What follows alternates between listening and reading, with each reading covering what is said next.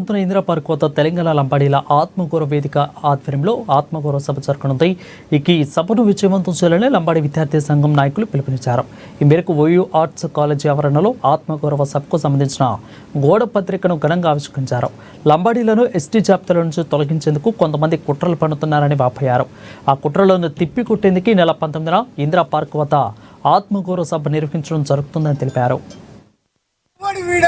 ఈరోజు మనకు బీఆర్ఎస్ పార్టీలో గెలిచినటువంటి తెల్లం వెంకట్రావు గారు, ప్రస్తుతం కాంగ్రెస్ పార్టీలో ఉన్నటువంటి తెల్లం వెంకట్రావు గారు, అదేవిధంగా సోయం బాపురావు గారు సుప్రీంకోర్టులో కేసు వేసి ప్రతిసారి లంబాడీలను కించపరిచే విధంగా, మా ఆత్మ గౌరవానికి దెబ్బతీసే విధంగా మేము ఎంతో కష్టపడి తెలంగాణ రాష్ట్రంలో నైజాం కాలం నుండి కూడా, నైజాం కంటే ముందు నుండి కూడా 1911, 1921, 1933, ఆ తర్వాత భారతదేశానికి స్వాతంత్రం వచ్చినప్పటి నుంచి కూడా మేము హైదరాబాద్ స్టేట్లో లంబాడీలుగానే ఉన్నాము.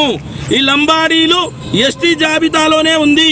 భారత రాజ్యాంగం అమలు వచ్చినప్పటి నుంచి కూడా మేము ఎస్టీలుగానే ఉన్నాము.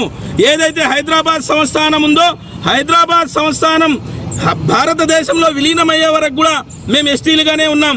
కానీ దురదృష్టవశాత్తు ఈరోజు ఏంటంటే కావాలని చెప్పేసి వారి రాజకీయ స్వప్రయోజనాల కొరకు ఓన్లీ సోయం బాపురావు మరి తెల్లం వెంకట్రావు రాజకీయ భవిష్యత్తు కొరకే, ఎందుకంటే రేపో మాపో సుప్రీంకోర్టు తెల్లం వెంకట్రావు ఎమ్మెల్యే పదవిని తీసేస్తారని, అదేవిధంగా పదవి కొరకు సోయం బాపురావు రేవంత్ రెడ్డి గారి పైన ప్రెజర్ పెట్టాలని కావాలని చెప్పేసి ఆ సమాజాన్ని ఉసిగొల్పి రెచ్చగొట్టి 2011వ సంవత్సరంలో ఏ రకంగా అయితే లంబాడీలకు ఆస్తి నష్టం, ప్రాణ నష్టం చేసిర్రో ఈ రోజు కూడా అదే రకంగా కుట్రలు